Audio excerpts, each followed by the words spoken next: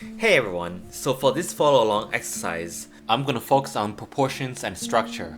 I'm assuming you have watched the Realism for Beginners tutorial video, or is already familiar with this technique. Alright, let's get started, and we're still gonna focus on triangulation. With more practice, this will become more and more natural over time. It is all about translating seemingly complicated looking things into simplistic geometric shapes and lines that becomes the guiding underlining structure of our drawing. Again, this is a follow along for beginners, but the technique could potentially be helpful for anyone because it is pretty fundamental. Okay, I'm gonna go at a decent pace. If any part is confusing, check out previous class videos and exercises. If you still find anything conceptually wise that is hard to follow, just let me know. Send me a message and I'll be happy to answer your questions. Alright, so I picked a few critical points that I personally find important. Like before, we want to use the one that establish the outer boundaries of the drawing. So A, H, B, C, D, E is what I'm interested in the most. And then G and F basically will give me a good reference for anything else. So let's start with A, which I'll just put somewhere around here. And H, which establish the size of our drawing. Right? I'm not gonna, like, the parallel line I'm not gonna draw every time, but that's what I'm doing. I just do it imaginarily in my head, basically. That would be B and H. So I'll do the few lines, just so that you guys know. A bit like that. And C is pretty much purely horizontal from B, and size-wise, in terms of length, right? Very similar to B and H.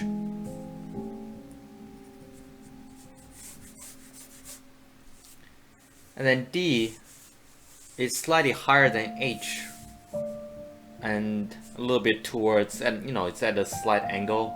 It's not completely vertical, so I'm trying to just draw a parallel line to what I'm seeing there. In the reference image, I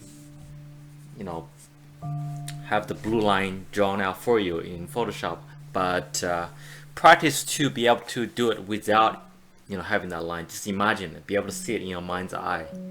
And D to E, E and A. E is slightly higher than A, and so we just gonna, it's almost like a 45-degree angle. So let's just try something like this. Wow, this line's a terrible line work by me. But it's easier if I use a compressed charcoal because they have long sharp edges, but it's also very long, so you kind of follow it naturally. Because if you don't, it gives you more resistance if you go from side to side. Alright, so E lies somewhere along this line that is slightly higher than A, and it's almost, right? Let's see, close enough. And now we can just look at this outer shape, and we can just compare shape to shape. Like I know, like triangulation, I often say to compare triangle, but you can compare any kind of geometric shape and feel whether it is right. And I feel like it's generally right. I feel like my shape, the bottom part, maybe a little bit shifting a little bit towards right. But that's H and B, right? That's this line. Feels like it's alright. Yeah, feels. And now we just have to worry about G. As long as the problem is not too big and it's an elephant, it's gonna be fine. So G should be roughly around here. Cause look at from G to A and G to H, right? This is almost a 90-degree angle. This triangle here. So we like to take advantage of anything that makes things easier for us. So basically, draw a line there. And you can further test if you want to test this point, if this point is the right point, right? you would, it's really about, we know these two lines has to form a 90-degree angle, but how do we know if these two lines are, at the correct angle? Well, let's say from H, if we keep extending this line, it should cut the other line at around 1/3, about 1/3, right? You have to be able to just see that in your mind's eye, and then okay, this is not too off.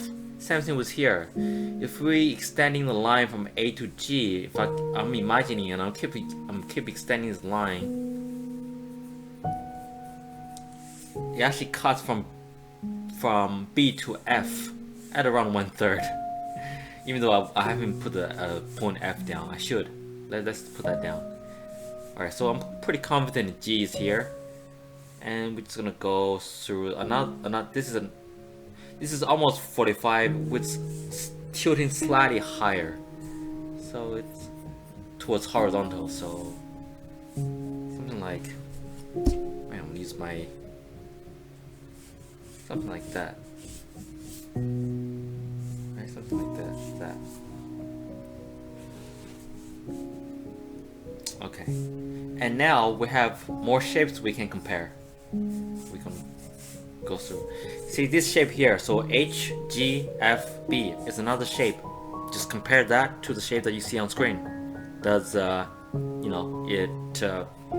looks similar?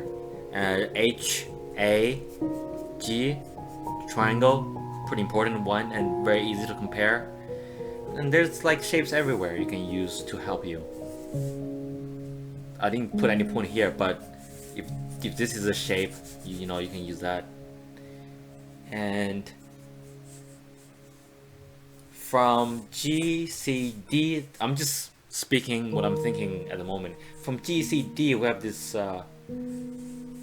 shape that's, this line here should be almost fairly straight, right? G, F, and C is almost on the exact, those three dots are almost exactly on the same line actually. So I'm just gonna do that, and it seems like it is. It is. Oh my god, those are, don't try not to do those like small lines. If you can do one single line, like, be confident and do one single line. I know early on people tend to do like very, very small lines and then to keep it straight, but that's not a good habit. Try to be confident and make one single stroke. And if it's wrong, just make another one that's long. Alright, I think at this point we already established pretty much all the points. We have F, C, D, E. Now, if you want to establish more points, let's say there's a point here, right, where the elephant's hind legs meets the body. Maybe you want to make a point there. If you want to, you can. I feel like I have enough information to map out everything I need. For example, the front leg, you can tell that it goes up straight from the point F, right? There's a line that goes straight up. So I kind of have all the grid, right? Almost like a grid that I need at this point. And we did that really fast. And I'm still checking, and it looks good. So now I'm just gonna go in and start doing the elephant, freehand, and I'm gonna focus on, again, structures. Details is easy. We can always go in and add the little details, the little bump scenes and creases and all that. It's the overall ratio that is most important. We want to establish that first. So the nose comes down like this, it comes out. If you're not sure how far it comes out, if you want to make sure, you can add another critical point. I'm just gonna eyeball it. And it ends up on the ground, it's behind the grass. And notice the width of the trunk is roughly the same as the width from the trunk to that line we drew. Just use all these little helpful things that you see to help your drawing. Eventually, all these will be, your mind will automatically look for those things and do it for you. Trust me, if once you do this enough, it does it for you. And if you have seen me do live streams sometimes, I do live streams on YouTube, I would be, you know, I have to do a fairly complex drawing because I generally do like a portrait, and then I have to talk with people and looking at the chat and do the drawing live and answering questions. And a lot of times my hand will just go automatic mode. You know, like when you tie a shoelace or you're driving somewhere, you just don't think about it, and then you're there. It's kind of like that. But then again, you know, it still take decent amount of experience. Like anybody can do it. It just takes experience. So that's G.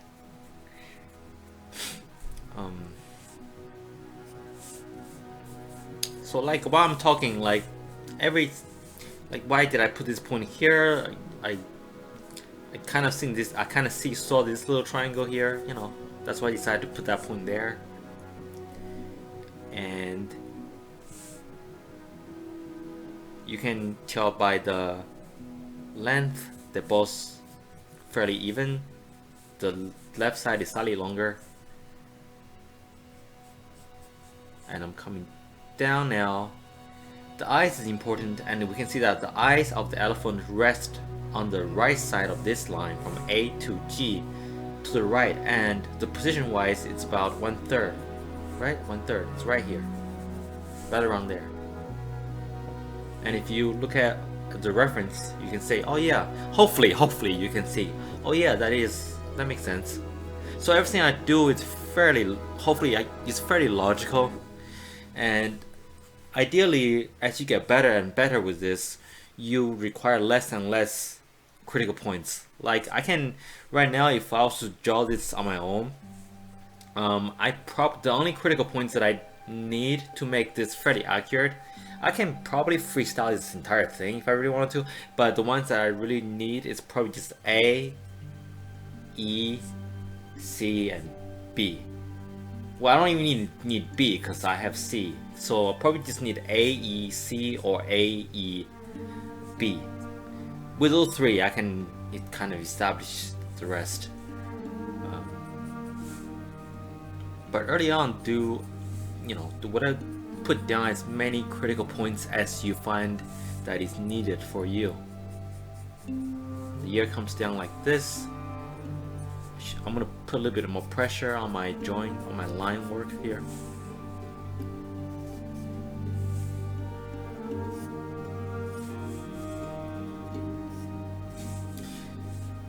Again, I'm trying to avoid bad habit because that will get passed on. Try not to do tiny little short lines, even unless the specific part of the picture requires so. Generally try to keep your lines loose and long. It practices your pencil control, your eye-hand coordination, and so on. So, especially if we are at the stage where I'm not too worried about details. When you work over with details later on, that's when you can go into with details and do the tiny little variations of little bumps and curves and so on. So right now I'm trying to keep my lines fairly fluid, fairly loose.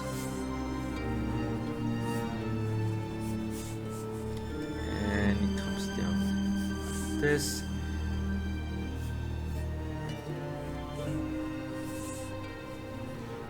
And I can already tell, like, so far it's not that bad because I can compare now I can compare literally just the head of the elephant with what I'm seeing on the screen. And let's continue with, you don't have to do this fast. You can pause the video, do it at your own pace, obviously, as long as you understand the concept. That's what I really want you to get the most. If you're confusing about the concept, send me a message. Alright, I don't want to make any mistakes either, so I don't want to going too fast. Be kind of embarrassing to make a mistake with an elephant.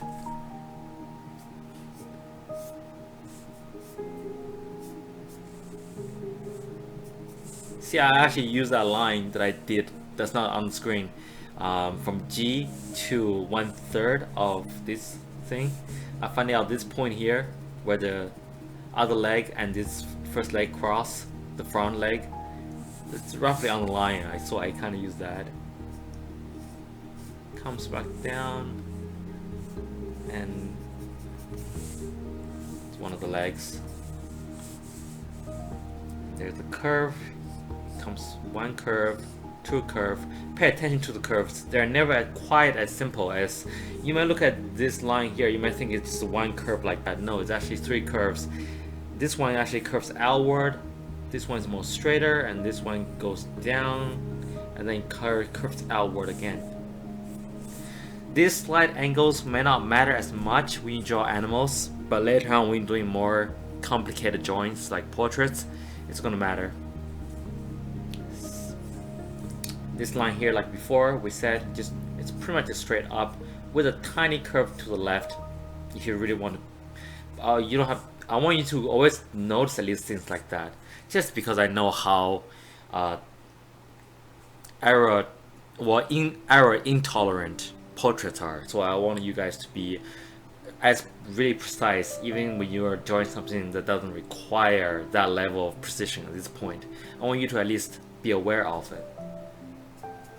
It's, you know, practice your observational skills, because if you are getting familiar with learning to observe things, you actually will improve. If you get into a habit of basically look at something and seeing the curves and see how it's constructed, you actually improve just by not even doing drawing, just by looking at things through our daily lives, watching a TV show, watching something, look at any structure, a car, you start seeing curves and you start noticing little things, and that actually improves your drawing skills, believe it or not, without even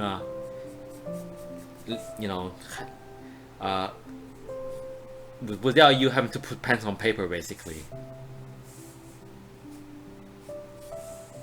because you are basically trying to get into a different mode of looking at the world through the artist's eye, instead of just let your subconscious mind always just, you know, taking over, but just be a little bit more conscious about what you're seeing.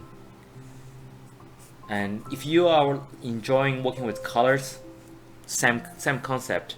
Next time if you watch like a TV show or video or anybody in life, look at the face, look at their tone value or the color, and just realize what you actually seeing there. It's probably not what you actually think it is. You'd be surprised how many different colors you actually see once you think about things this way. You see like all kinds of shades.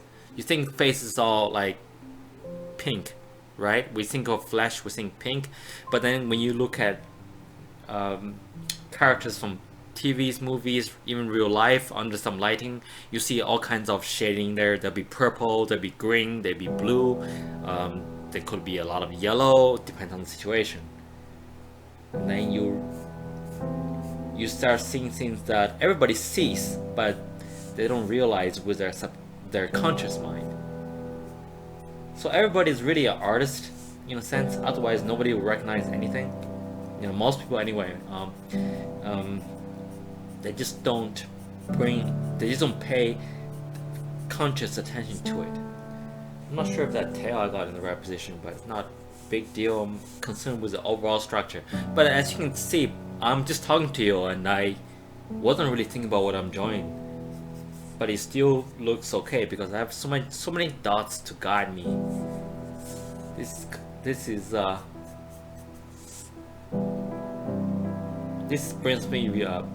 brings back memories when I first started learning. I actually use a lot more.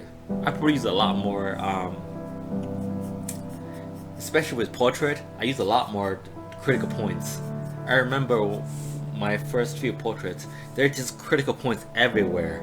The entire drawing board is just lines and triangles everywhere. But hey, you got the job done. And as time goes on, I just use less and less because my eye is just getting better at just simply eyeballing things.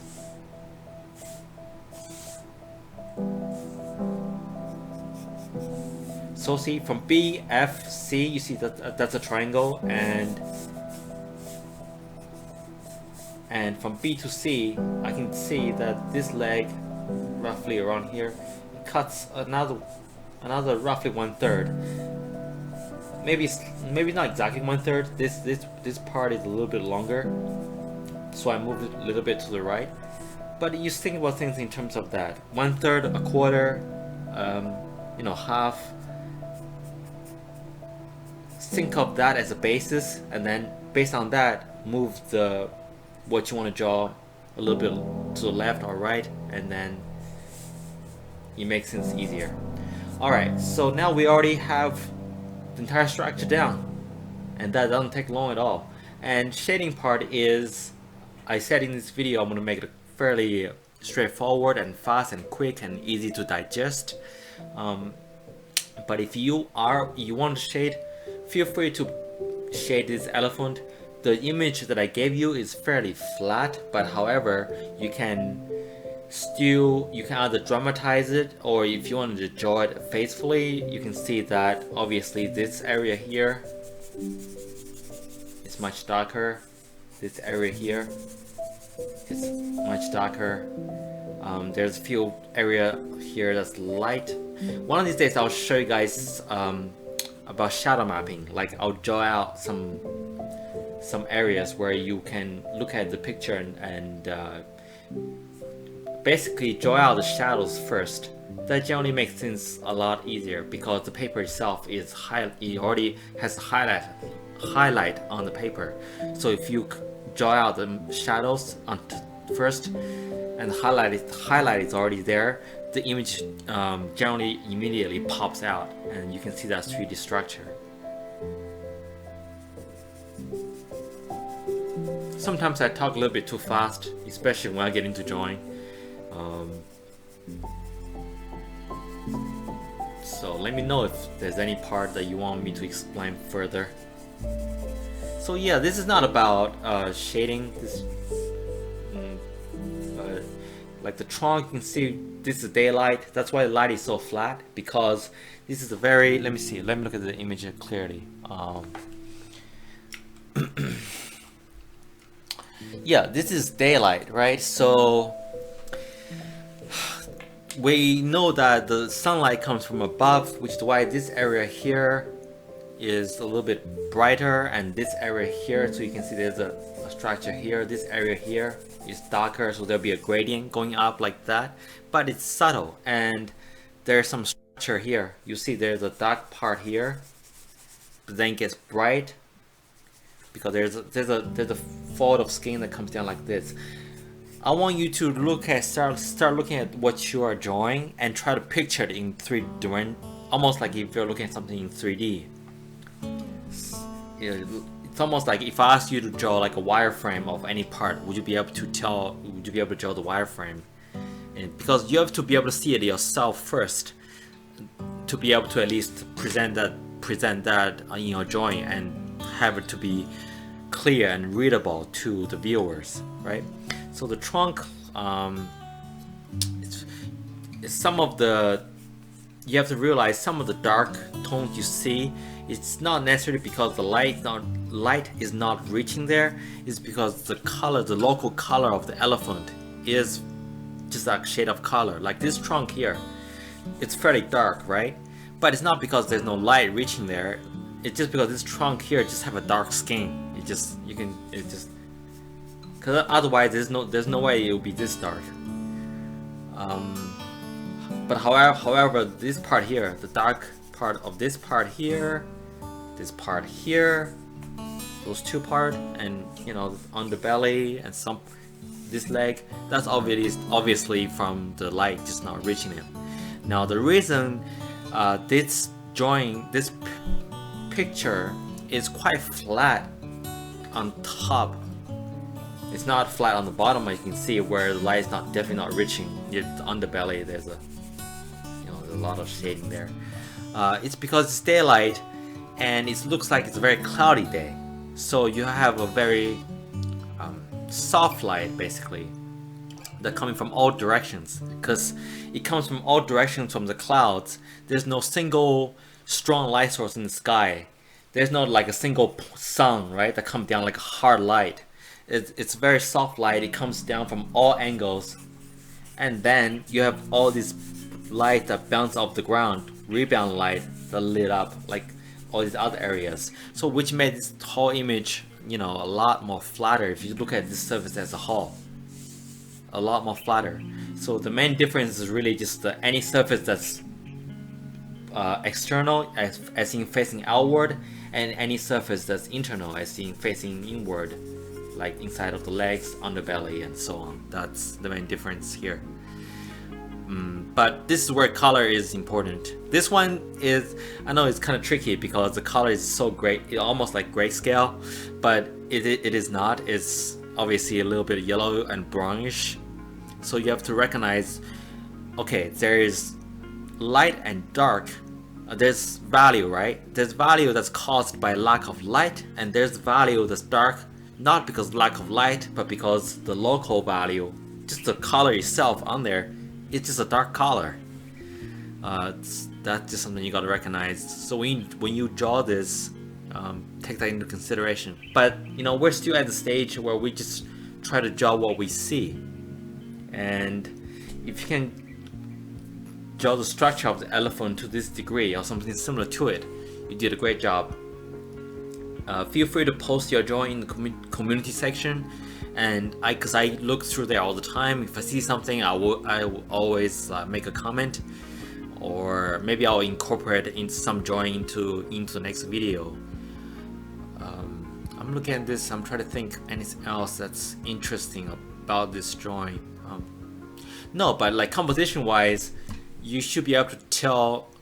One of the key skill an artist should have is you should be able to look at anything, whether you are imagine it as a concept artist, or if you're, you know, observational artist, or you are a observational artist but you are tweaking it, you know, conceptually, is to be able to understand the lighting immediately.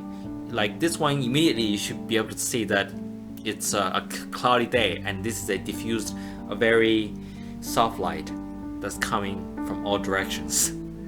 So with the main light source, there's always the primary direction, which is coming from above. So thank you guys for watching, and you know, let me know what you think. Let me know if you can follow the structure. Again, this video is mostly focused on structure, not necessarily on shading, although I've been talking about shading for the last 10 minutes. Give it a shot, and if you do want to draw like a full-fledged, you know, really flush this thing out and do the shading, my approach, my suggestion would be, because how flat I see the body is, do like a mid-tone of the entire body first, and then look at an area, small, like area by area, and tweak them. Like this leg, right? You can just do like a, you know, like just do like a flat general shape first.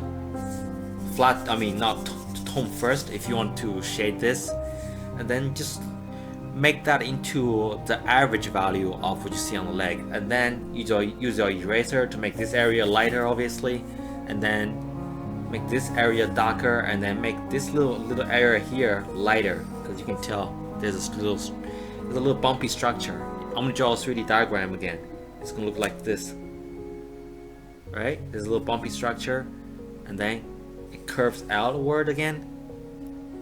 I mean, it's like this. You can kind of see, and then it comes down to fairly to this form. You have to be able to like just picture that 3D form, which helps a lot. And this part here, there's a very bright highlight there, which is the same as to the other side of the tail.